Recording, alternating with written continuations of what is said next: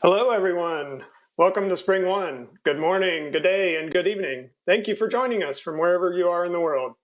I invite you to grab your coffee, tea, or beverage of choice and settle in for a full day of content-filled sessions. My name is Roy Clarkson. I will be your MC this morning for the intermediate and spring track. Even though our first speaker really requires no introduction, I would like to introduce Juergen Hoeller, who is here to discuss the transition from Spring Framework 5.3 to 6.0. Juergen, I'll turn it over to you. Welcome from my side, kicking off this track with a session on Spring Framework 5.3 to 6.0, an important transition that we're going through in Spring Framework land in the entire Spring ecosystem.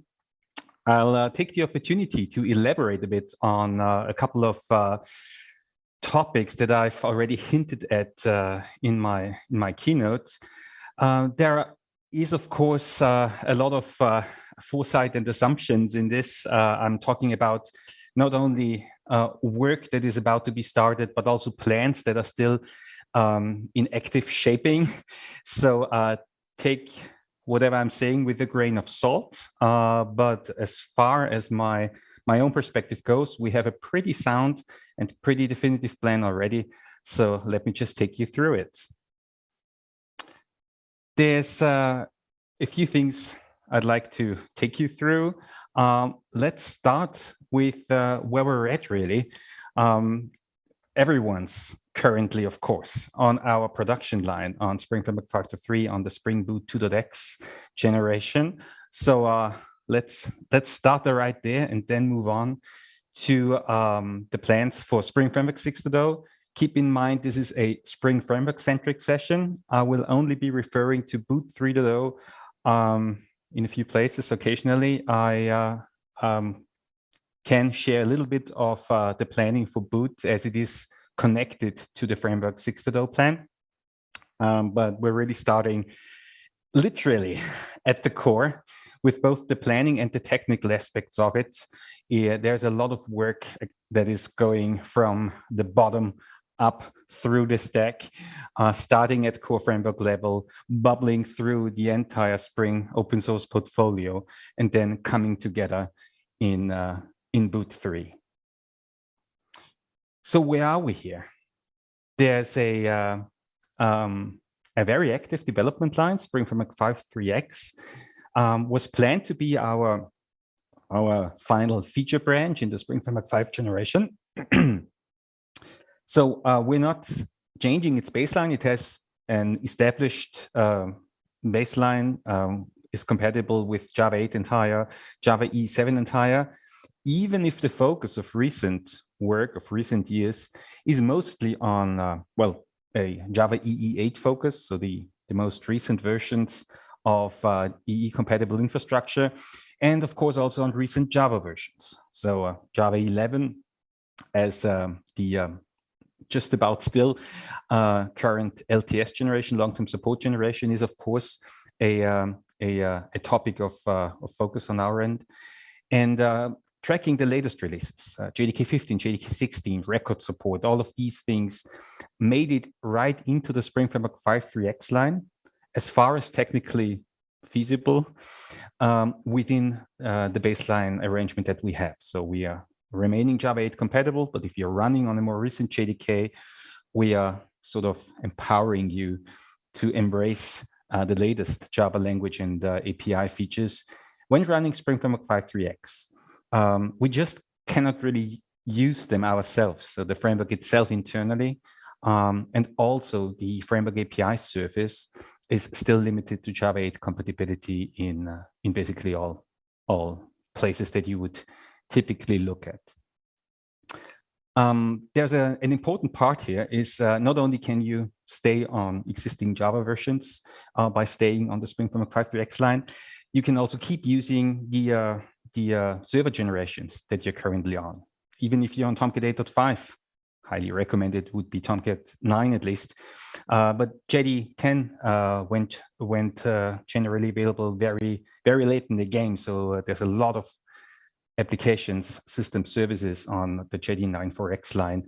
And the easiest way to keep this existing infrastructure setup on your end is by staying on Spring Framework 5.3x and the Spring Boot 2.x line.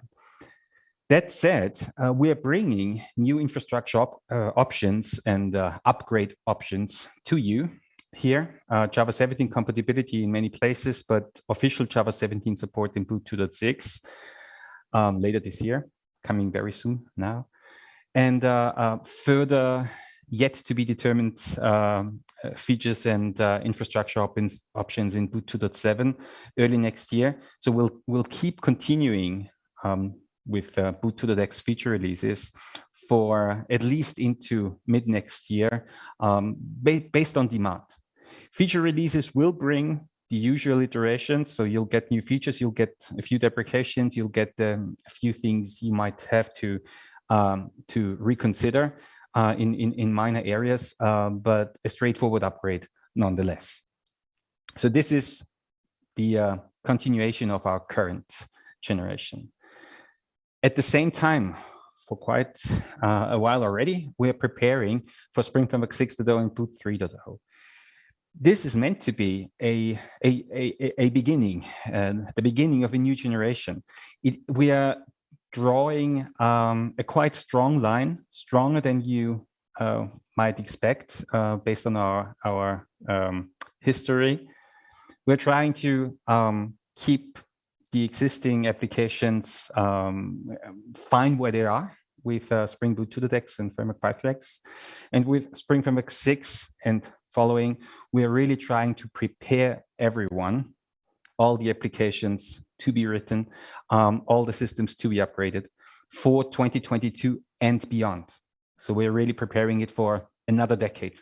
So the baseline upgrades and a few other changes like removal of features, deprecations, we might be a little stronger, a little more on the aggressive end of the spectrum in terms of cleaning up and raising the baseline than usual. I've already been sharing some of the dates. We'll come back to this afterwards. There will be a development branch kicking off in mid-September, and we'll take it right into the milestone phase. A lot of preparations have been taken already, so we expect the first milestone to be released later this year. We'll get back to that. And then, as usual, a release candidate phase, but not to be started before mid next year. So there'll be quite a while of the usual milestone phase that we are doing for major releases. One thing I'd like to just point out here. We haven't actually decided on the release cadence yet. So in recent years, we had like a yearly feature release, usually around September, October, 5.1, 5.2, 5.3. We had this before in the 4.x line. We might continue along those lines. We might also do more frequent feature releases along the lines of Boot. Boot does a feature release every half year. We might join that club at framework level, or we might stick with our annual releases. We're going to see. But in any case, Spring Framework 6.0 is not actually your upgrade target, looking at it from a strategic perspective. It is the Spring Framework 6 generation. So you'll be buying into the release train, basically the release arrangement, the release stream that we're doing there. So by upgrading to 6.0, you're really preparing yourself for following the 6.x feature releases, then upgrading to Spring Framework 6.1, 6.2, 6.3 as they are being released. A model that is somewhat similar to the JDK, to OpenJDK, if you're not on a long-term support model. We handle things a little differently. You might be aware, of course, of how we're handling it from Spring Framework 4 with 4.3 was the sort of long-term support branch. It's always the last feature branch in every major generation is usually a sort of long-term support branch. We're calling it an extended maintenance branch, really, extended maintenance phase. We did this for 4, we did this for 5. In all likelihood, it's also going to be like this for 6. Now, I've preparing everyone a little bit for the baseline upgrades already. We intend to upgrade the Java baseline, not only to Java 11, which was the original plan, but in the meantime, we are inclined to set it to Java 17. Keep in mind, we're talking about a framework release that is meant to become generally available in late 2022 with more than a year to go. So we're really trying to set a baseline that is just becoming common towards late next year. We're not designing the framework for the infrastructure of today. We're actually preparing it for the infrastructure of literally tomorrow, next year. So by setting it to a Java 17 baseline, there's a lot of benefits that we can gain internally for the API design and also for certain fine-tuning of recent language support that you would be able to immediately consume at the application level. There are many benefits in coming together in Java 17. I mean, to be frank, there's way more interesting stuff that was happening from 12 to 17 than what made it into 11, really. So the really interesting accumulation of Java feature upgrades and Java revisions in recent years is now happening in the Java 17 long-term support branch. That's why we are strongly recommending an upgrade straight there. If you're currently on 11, it's your natural upgrade target from long-term support branch to yet another long-term support branch. But even if you're still on 8, you might consider a straight upgrade to 17 and get all the benefits out of it in one huge pack. The other part of the baseline upgrade is Jakarta EE 9. Jakarta EE is a little unfortunate in its ways. It is the continuation of the APIs, formerly known as Java EE 8, packaged into JavaX namespace in subpackages of the JavaX namespace. All of them have moved to the Jakarta namespace, like javax.servlet to jakarta.servlet. This means there's a binary compatibility breakage that is unavoidable for us and for you if we want to continue tracking the latest editions of those APIs, and in particular, the latest product generations implementing those APIs. There is no way around it. We have to go through that hoop. We have to upgrade to Jakarta EE 9. No new features in those APIs, just a different namespace initially. But us being then empowered to take Tomcat 10, 10.1, the latest, JD 11, the latest releases in those branches. Of course, also Hibernate ORM with its Jakarta support, Hibernate validator in its latest incarnation. So by doing a wholesale upgrade to the Jakarta namespace for those APIs, for Servlet, for the Java Persistence API, for bean validation, we are really moving on to the latest infrastructure, in particular to the latest editions of the common open source projects out there. Some of them have released already in GA versions. For the remainder, we expect them to be available, to become available in the course of next year, ready to be picked up on our end. So we're future-proofing the framework and everyone's applications, really, in terms of a path that then can be relied on for many years to come. This is a little bit of initial compatibility breakage with the Jakarta namespace and also with the stronger illegal access rules in JDK 17 might be unavoidable. So I would expect any non-trivial stack to require a bit of special consideration before you can really move those upgrades. And you might have to touch a few bits in your source code where you're importing bean validation annotations, for example. JPA, if you're interacting with the entity manager, might be less common in Servlet, but even there's a few scenarios where you would touch the Servlet API directly.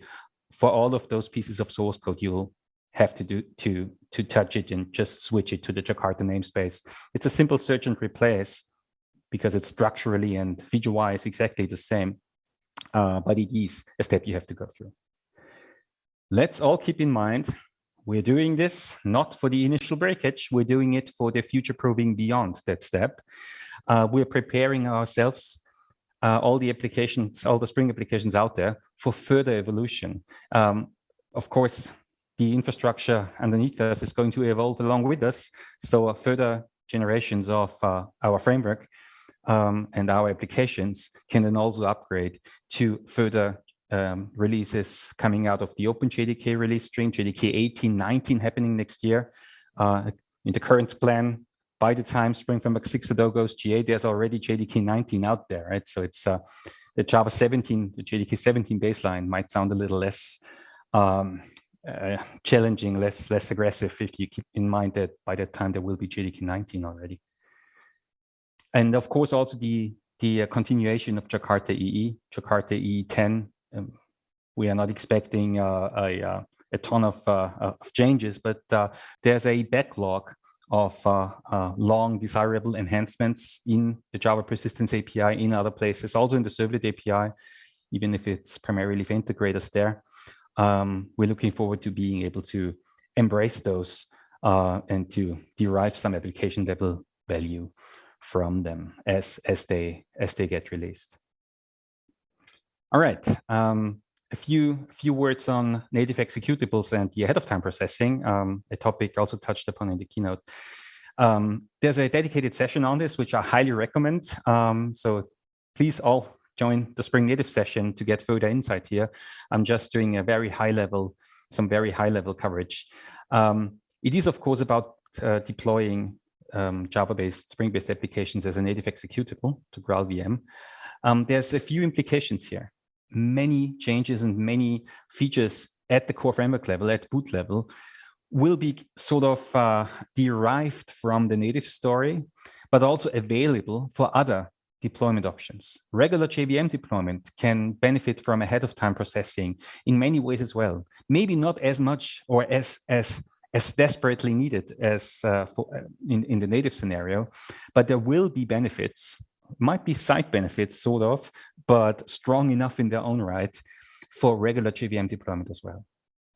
At Spring Framework level, Spring Framework 6 level, there will be plenty of changes in that direction. There have been plenty of changes in that direction in Spring Framework 5.2 and 5.3 already for our current Spring Native pre-releases. But in Spring Framework 6, we are really consolidating those foundational facilities at Spring Framework 6 level. The revisions in terms of the configuration arrangements and everything that it takes, guidelines in order to set up your application configuration so that it is compatible with native executable characteristics. All of this is going to come together at a higher level in other Spring Portfolio projects, in particular in Spring Boot. Spring Boot is where the starters will be. Spring Boot is where the build plugins in all likelihood will live. Spring Boot is where a specific GraalVM version is going to be suggested in order for evolving along with GraalVM, which is also a very actively evolved project, has been for a number of years and will be for many years to come. So we also we'll keep tracking it in corresponding boot releases. So all the guidance and all the starters will come from there. Let me also quickly reiterate on the Spring observability topic. There's a dedicated coverage here, a tracing your Spring applications session at this conference, and there is a dedicated keynote on it. What we do at the Spring Framework level here is we are really consolidating a unified API for recording and measuring actions. The primary target being metrics and tracing, of course, in terms of scenarios, and integrating with the common backends out there from Micrometer, Zipkin, Wavefront.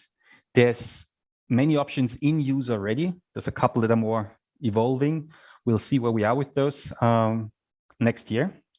We're going to integrate with whatever is common. The integration, to some degree, will happen at core framework level, but it's really coming together again in Boot. Boot is where the corresponding backend integrations will be managed in terms of dependency management.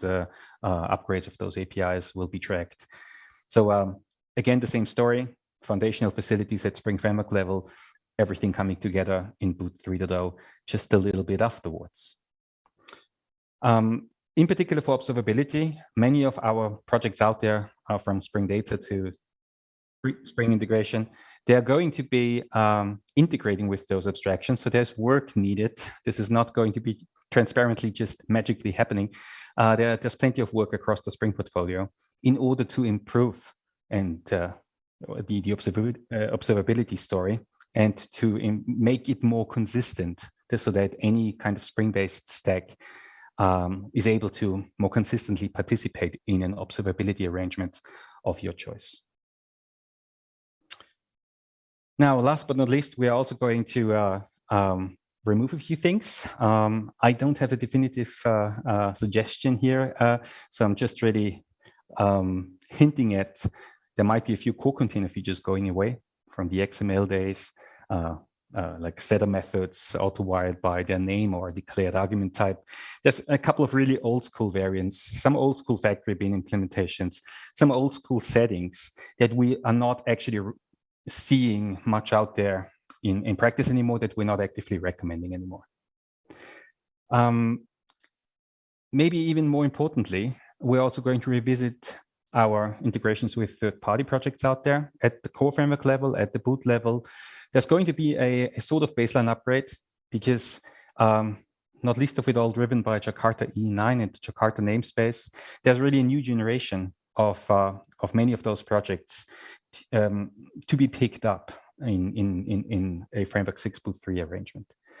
And upgrading to Jakarta EE9, we might also revisit some more like rather outdated EE integration arrangements that we have, our EGB, old EGB integration, which we are to some degree still shipping, the style of our XWS support. All of this can, of course, be combined with any Spring application. It's really about specific support code that we keep shipping, that we already have around for 15 years. There might be better options, more streamlined options in the meantime. So some of that code might either go away or at least become deprecated. Keep in mind, there's a milestone phase. So first milestone later this year, but at least 3 milestones following, M2, M3, M4, a release candidate phase to be entered in July as per the current plan. Certainly further RCs following. We have an extended release candidate phase at Spring Framework level in order for the portfolio, for third-party integrations, and not least of it all for Boot 3, to have a stable phase where they can then start their own release candidate phases against it. And the general availability target is in October, joining the release train towards November. We have typically a May and a November release train. If we keep pushing along those lines, then the natural release target for the overall portfolio for Boot 3.0 would be November 2022. So in very short succession. A quick call out to wrap it up. There's an opportunity here. We are really early in kind of setting things in stone. We have a plan, we have themes, but there's really lots of details to be worked out still. So if you'd like to get involved, let us know, right?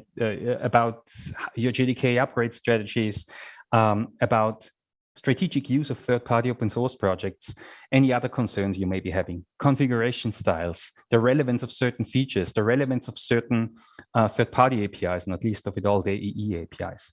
If there's anything you'd like to kind of get feedback on or make your case early on, by all means, let us know. Now is the time. The earlier, the better.